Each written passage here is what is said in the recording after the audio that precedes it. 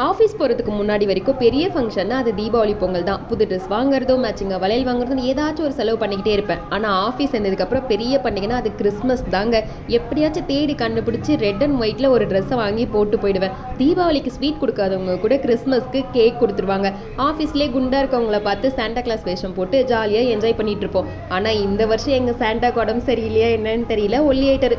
பரவாயில்ல, ஒல்லியானாலும் நம்ம சாண்டா தானே, ஜாலியாக என்ஜாய் பண்ணுவோம். அந்த வீக் ப்ரொடக்ஷன் கொடுக்க தேவையில்ல, பே டெக்கரேஷன் பண்ணிட்டு கிறிஸ்மஸ் விளையாடிட்டு ஆடலும் பாடலும் நிகழ்ச்சியோட அப்படியே முடிச்சிடலாம். எங்கள் டிஎல் ப்ரொடக்ஷனும் கேட்க மாட்டாரு. ஏலே மாஸ்டர் வராருல, கம்பு சுத்துங்க அப்படின்னு சொல்லி லைட்டாக கம்பு சுற்றி காட்டினா போதும், ஜாலியாக விட்டு போயிடுவார். பே டெக்கரேஷன் சொல்லிட்டு 50 ரூபா வாங்குறாங்க. ஆனால் 5 ரூபா சாக்லேட் கூட கொடுக்க மாட்டாங்க. வெறும் 50 பைசா சாக்லேட் மட்டும் தான் கொடுப்பாங்க. இதுக்கு கண்டிப்பாக நாங்கள் குரல் கொடுக்கணுங்க. இந்த வீடியோஸ் எதுலேயுமே நான் இருக்க மாட்டேன்.